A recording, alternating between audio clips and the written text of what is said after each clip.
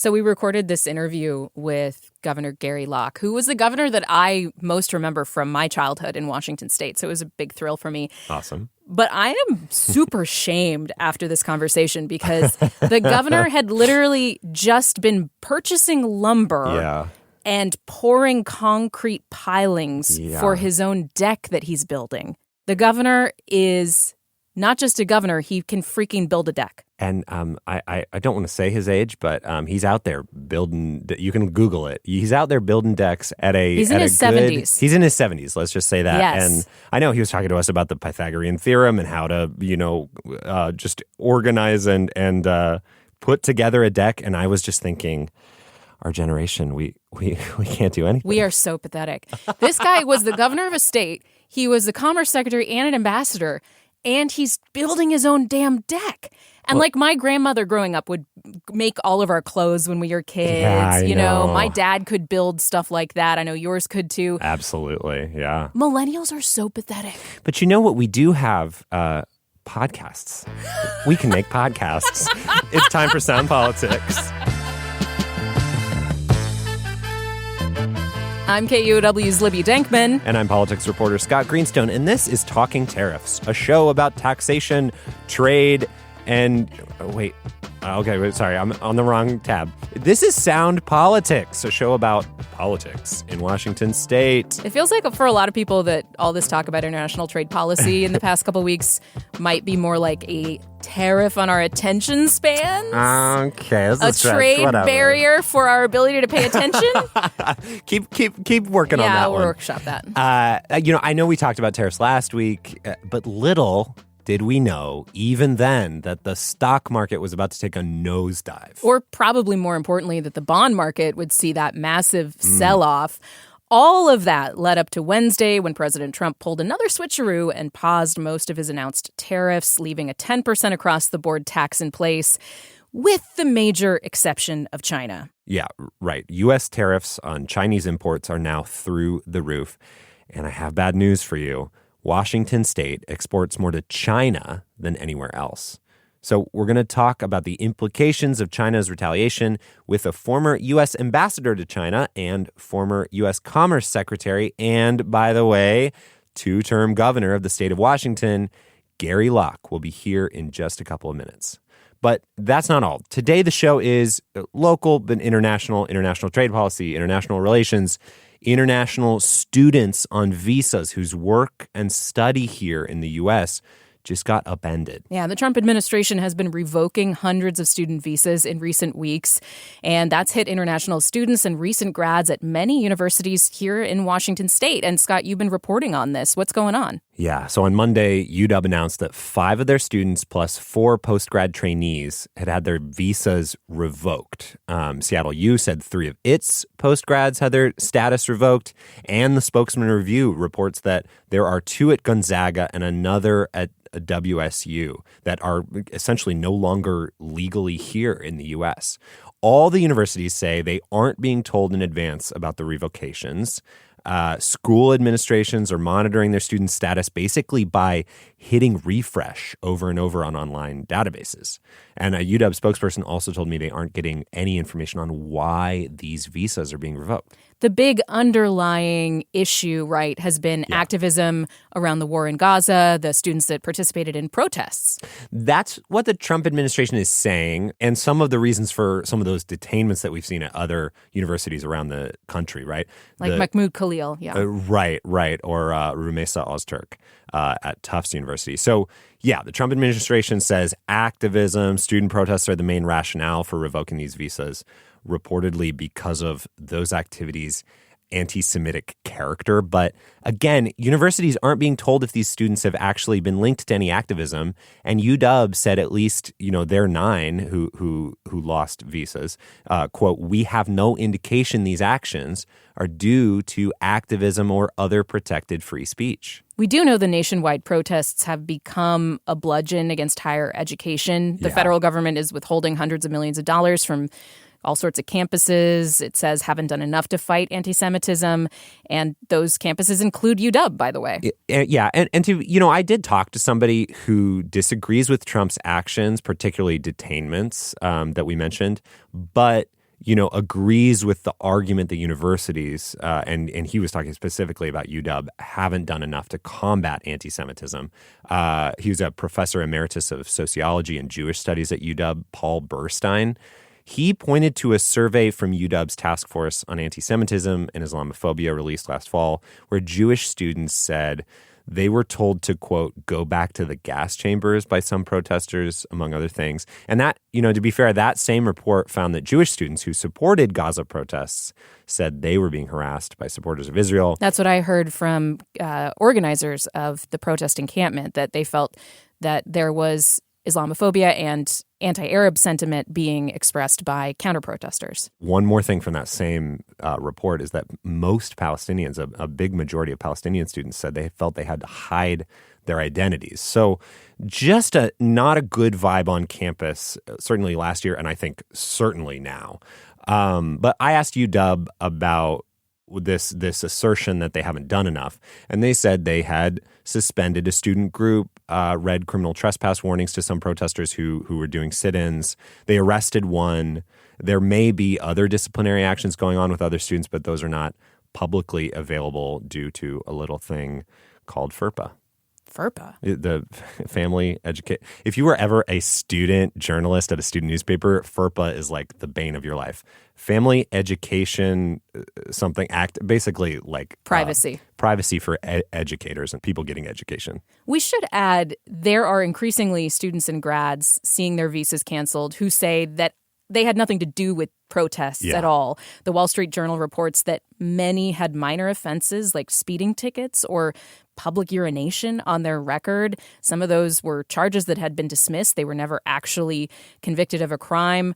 One Chinese citizen studying for his doctorate in computer science at Dartmouth just sued the administration on Monday saying, I have zero criminal record, no history of protest. Why am I being targeted? Yeah, and that brings us back to these Washington students who got their visas revoked. We don't even know what they did or who they are, and it's hard to figure out. I've been trying for weeks to talk to someone on a visa or a green card, and they're too scared to even talk to me off the record, and I do not blame them. And when our colleague Gustavo Seguro asked the State Department, about why these visas were revoked, they just say they're going to enforce the law but won't get into specifics. And the lack of specificity means that everybody on a visa is going to be stressed out, afraid. They have to be wary of travel, whether they're going to be able to get back into the country, interaction with the immigration system at all.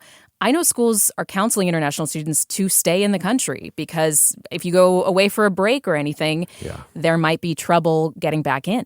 Yeah. And some local employers are telling their visa and green card holders not to travel right now.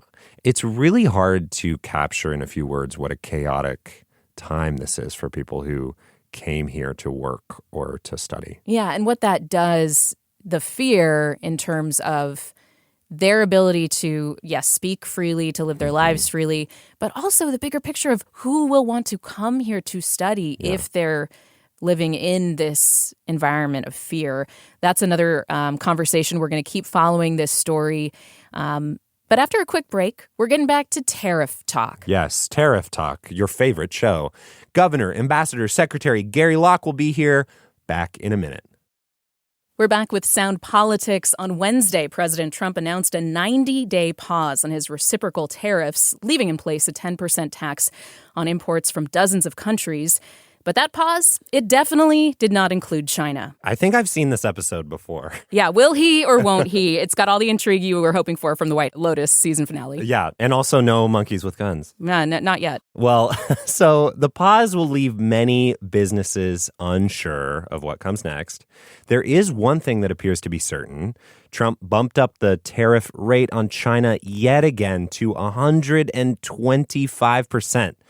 Increased retaliatory tariffs from China are also set to take effect today. That rate on U.S. goods entering China will rise to 84%. And even while we started talking about the show this morning, Scott, things have shifted. The Trump administration has now clarified the new tariff rate on China is actually 145% because of a previous 20% levy charged over fentanyl trafficking. It's all unfolding very quickly, and it's likely going to mean big local impacts. China is Washington state's largest export market. And that also has many wondering, what is the off-ramp as this trade war between the world's two largest economies continues to escalate? Joining us to talk about it all is Gary Locke. Locke is a former governor of Washington, and his resume includes time as the Secretary of Commerce and ambassador to China under the Obama administration.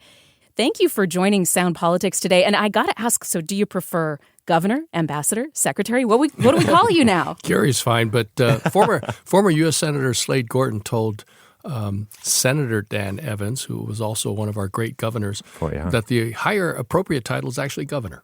All right, let's do it, Governor. Well, Governor, it's been a wild week in the news. Markets saw severe drops. Now they're seeing historic gains. At first, sweeping tariffs were coming, but wait, now they're mostly paused.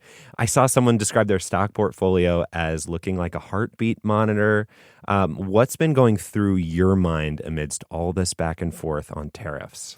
Well, certainly the president's first announcement of tariffs with all the retaliatory tariffs, as much as 46% on Vietnam and Japan and Korea and also the EU, created huge disruption in the markets and in the business community, and it affected everybody, including retirees' retirement funds, their portfolios, their pension funds, and things like that. So you have a lot of people worried and folks saying, wow, we better slow down our thinking about hiring, or slow down our thinking about expansion, physical expansion, or building new factories and facilities here in the United States. And so I'm really glad that the president reversed course and took off those so-called reciprocal tariffs, but there's still that 10% tariff on everything coming into the United States.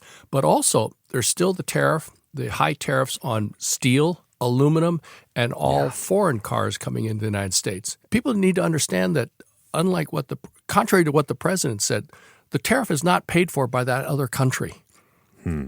It's paid for by the company, the individual ordering this stuff, and they have to pay for it when it's unloaded on the docks.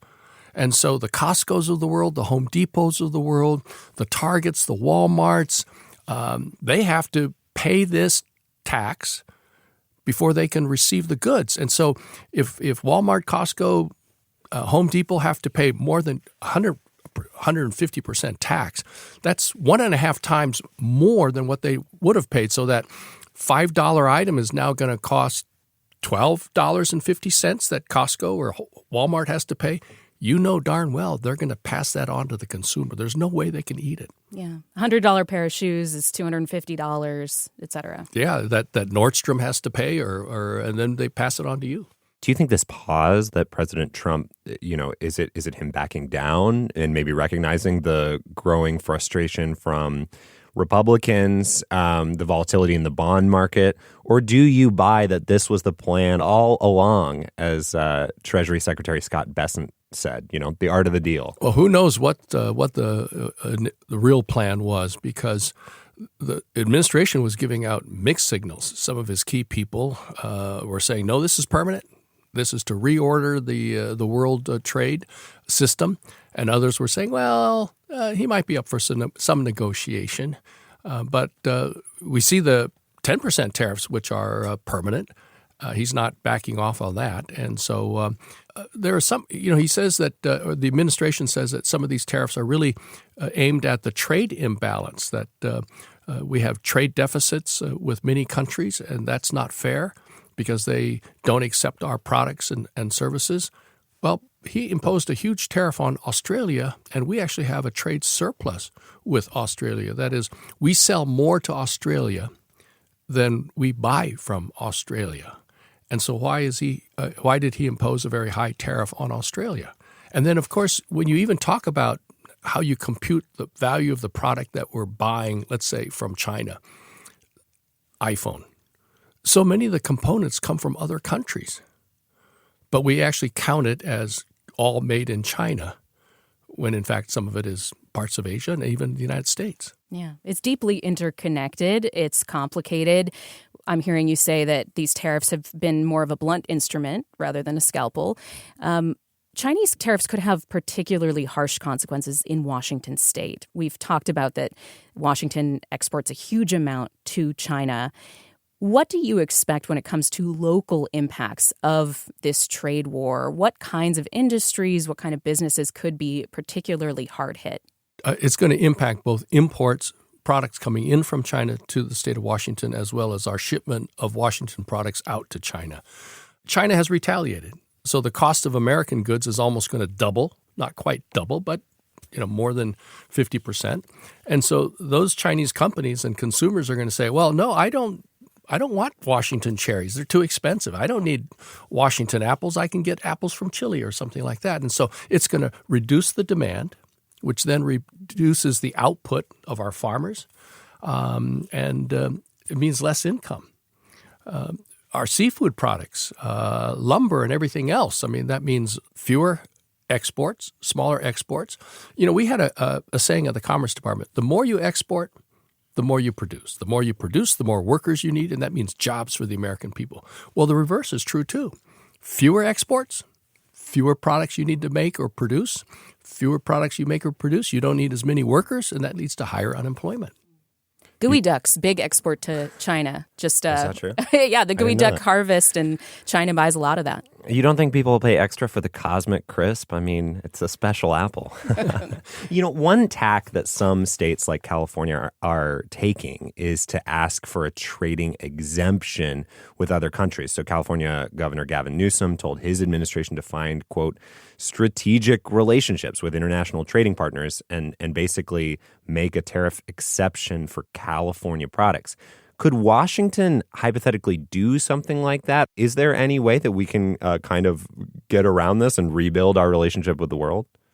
Well, let's just hope that during this pause that the Trump administration will be able to enter into negotiations with all these trading partners from all around the world, the EU, UK, Latin America, and Southeast Asia, or all of Asia, because these tariffs are not good for either side. Because the less products that, let's say, Germany sends to the United States, again, that means they don't produce as much, and that means higher unemployment for them. And then the consumers in Germany or the EU, if they do buy an American product, it's so much more expensive, and that means they're going to be cutting back on their spending, and that means it could hurt their industries, and because those, if people are spending less, then it doesn't support the other companies that rely on that income, and the same thing will happen here. So in a trade war, consumers and workers on both sides of the conflict lose out. It sounds like you're saying that states can't get around these these border issues. It'd be very interesting, and I think very unique if, let's say, Germany were to give a special exemption or no tariff to products coming from California, because then they're going to be besieged by requests by every state to negotiate some sort of deal. China has been criticized by U.S. administrations of both parties for its trade practices, dumping cheap goods, undermining local manufacturers, stealing intellectual property, currency manipulation to artificially lower the yuan. All of this has helped China's economy grow, but even its allies are uneasy about this behavior. The dumping has been a big issue in many countries lately. Is this confrontation something that is long in coming and could lead to curbing some of those, what the U.S. would call unfair trade practices? Yes, the United States, both businesses and policy leaders have long complained about the trade practices of China, and it's actually been joined in by other countries as well, where China dumps their products. That means that they sell their products at less than what it actually costs to make, or they have unfair subsidies by the government toward certain industries. And like you said, lack of strong enforcement of intellectual property rights. So these issues have been outstanding, simmering, boiling over for many, many years. And as you said, under both Democratic and Republican administrations, I don't believe that tariffs, especially by one country aimed at China is the right tactic. Even former U.S. Treasury Secretary Hank Paulson says that it requires a multilateral approach. Because if the United States is the only one imposing tariffs on China, and then China retaliates against the United States, American products, let's say in China, are more expensive. So then the Chinese will say, okay, I don't have to buy that piece of medical equipment from the United States. I'll buy from Germany. So our allies, while they want us to win this struggle with China and get China to modify their behaviors, in the meantime, benefit from the higher prices of American goods because China has retaliated when America imposed tariffs on China. At the same time, so also that Chinese product coming in the United States, many companies get components from China that they then use when they manufacture another item. And then they try to sell that either in the United States or around the world. Well, the cost of their inputs have now gone up, which then makes their product more expensive, less competitive against the German product, the Japanese product here in the United States, and certainly less competitive when they're trying to sell it elsewhere around the world.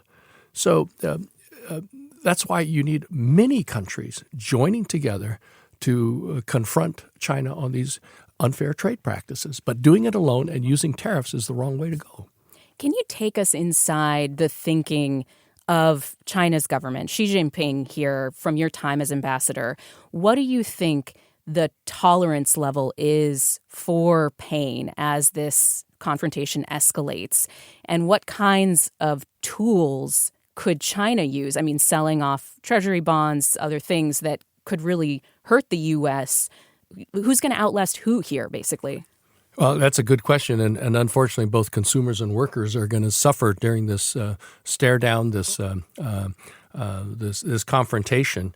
China is a very proud country, and especially for the communist leaders, they don't want to be perceived as weak in front of their own people, just as President Trump does not want to appear to be weak to his base, and they don't want to be perceived around the world as capitulating to America.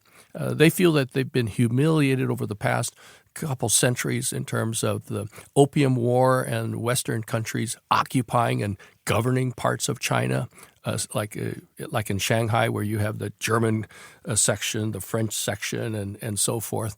And they really feel that centuries ago they were the center of the universe. They were a very advanced civilization, but through some of the policies of some of their emperors, invasions by Western countries, and then, of course, the occupation by the Japanese leading up to World War II and throughout World War II.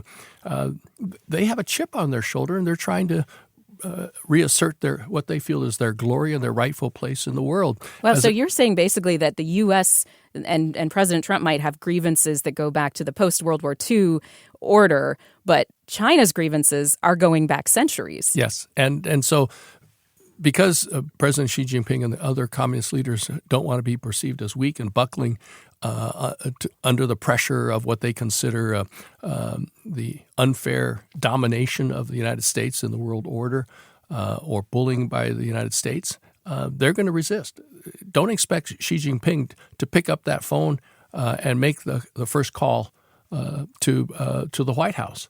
And I don't think you can expect President Trump to do that either. So perhaps to get out of this stare down, we need some retired prime minister, world leader, to perhaps enter into shuttle and quiet diplomacy to try to get the two sides together without either side saying, well, I made the first call. What about a retired ambassador? No, I think you need a world leader, a prime minister, or a retired prime minister, or president, or something like that. Now that the rest of those tariffs have been mostly paused down to 10%, where do you think world economies will turn? What do they move closer to China? Do they move closer to the U.S.? Well, certainly China will try to get through this by encouraging more domestic consumption. They'll obviously try to sell some of their products to other countries and try to enter into trade agreements with those other countries and try to basically develop stronger political and economic relations with other countries. I want to bring this discussion home for our last question before we go. You were governor of Washington about a little over 25 years ago during the World Trade Organization protests in Seattle. And I bring that up because there were and are populist voices on the left who say that free trade and globalization has been very bad for American workers, and Democrats, especially, the Clinton administration, right, helped lead the charge away from good-paying jobs that don't require college degrees.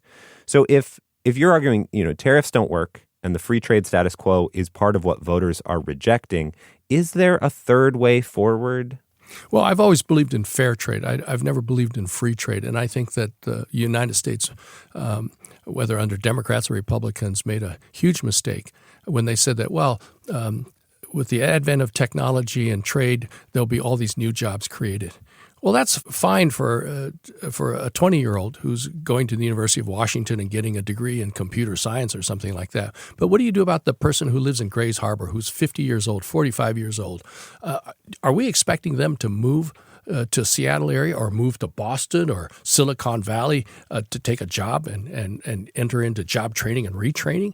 No. So we have to do a better job, and we should have done a better job in terms of helping those individuals retrain in their own communities and help bring industries to those areas. But because of the trade wars and because of the natural decoupling brought on by the pandemic, many companies are trying to locate some of their facilities here in the United States and will try to bring back manufacturing. Under the Biden administration, you have all these tax incentives for semiconductor manufacturing, solar manufacturing, et cetera, et cetera. And that's going to have an impact. But there are certain things that can never be or will be very difficult to manufacture in the United States again. Sporting goods equipment, basketball, T-shirts, things like shoes. that. Yeah. Basketballs and mitts and things like that, and shoes and so forth. Our future is in advanced manufacturing, but we need to make sure that we're trying to help the people in distant parts of remote parts of the state, of any part of America, by bringing some of those industries to them, instead of expecting them to come to the big cities and the technology centers. But let me just say that I was at a dinner the other night, and there was a woman asking about the impact of these tariffs, and some of us were saying, well, the big automobile companies, GM and Ford, they've got such a huge stockpile of cars, and if this goes on for 2 or 3 months, they have enough cars that they can keep selling at the current price, and maybe by then the negotiations will occur and the so-called retaliatory tariffs will go down, and then you're not going to see prices go up in many of these products. But for this individual, she said, I'm a small business person, and I buy stuff from around the world, and I need to immediately pass that on to my customers. I don't have a huge warehouse of this stuff. And so these tariffs at that time on Vietnam and EU and, of course, China were having a huge impact on her and her business. And she says, I might lose my business. I might have to just stop and go out of business. Now, of course, the retaliatory tariffs on things like products coming from Japan and Korea and Vietnam, and those have gone away, and even the stuff from Canada. But most of her stuff comes from China. And so she's fearful of going out of business. President Trump is really, really damaging a relationship between the U.S. and China that you spent a long time working on. How does it feel to kind of, are you watching your progress completely get reversed? Well, obviously, this deterioration of the relationship between China and the United States is of great concern. Not just to businesses, but to students and faculty and colleges and universities. So many of our foreign students that are in the United States are from China and Mexico and India. But there's now a fear that, there's been a proposal in the United States Congress that there be no more students coming from China coming to any of our colleges and universities, on the theory that every Chinese student, unless they're studying the classics, are spies for Beijing. And we're seeing that vilification of all things China spill over not just to the Chinese people in China, but to Chinese Americans here in the United States. the violence, anti-Asian violence that really started during the pandemic because it was the Wuhan virus, the Kung Flu virus, the China virus, and then suspicion of espionage and theft of intellectual property by deans and professors at colleges and universities who are of Chinese ancestry. The so-called China Initiative, where the Justice Department and the FBI were targeting researchers of Chinese ethnicity at our colleges and universities, indicted on these charges, only to find out later on that most of these charges had no substance, and the judges actually apologized to these individuals on behalf of the U.S. government. So the downstream effects, the ancillary effects of this hostility, this frustration with China, I think is damaging to the people of America, future innovators of the world, the Chinese students who come here to study, who then stay here and create some of the great companies and the discoveries that we take for granted. And also, I think it damages our image. This whole trade war is damaging the image of America. Can people rely on America's word? When you look at the conflict in Ukraine, can they really depend on the United States coming to their defense? What about Taiwan? We have all these treaties with the countries in the Asia-Pacific region. Can they really count on America? I mean, are policymakers constantly going to flip-flop? And should they perhaps form closer relationships with China or not be as pro-U.S.? We eliminated USAID, which is a support for people around the world to stop Ebola, address famine, and help build hospitals and things like that and promote democracy. If that's gone, who's going to fill the vacuum? China. They are spending a lot of money in soft power, helping build hospitals and railroads and ports in all parts of the world and developing economic and political ties because the United States is withdrawing. They move into the vacuum. They move into the vacuum. And so many people in the Defense Department have said that the spending by the State Department on these things like USAID needs to go up. Our own defense people are saying this aid to other countries has to increase because it builds it fosters a more positive image about America, creates more political ties and economic ties so that in times of controversy, those countries might be more amenable to the position of America. I'm hearing the same on construction companies that, import, say, steel, things like that. Governor Locke and Ambassador and Secretary, thank you so much for joining us today to talk through all this. It's been a real pleasure. A very complicated topic and a lot more to discuss.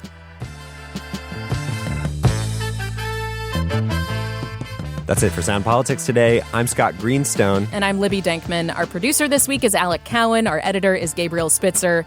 And if you love listening to us as much as we love listening to ourselves, consider a donation. There's a link in the show notes or at KUOW.org/politics to give. And thank you everybody who's given a gift to Sound Politics. It goes so far in helping us keep this show strong. We appreciate you all. I want to give a shout out specifically to Pam. Pam, thank you so much for your donation. Please join Pam, KUOW.org/politics.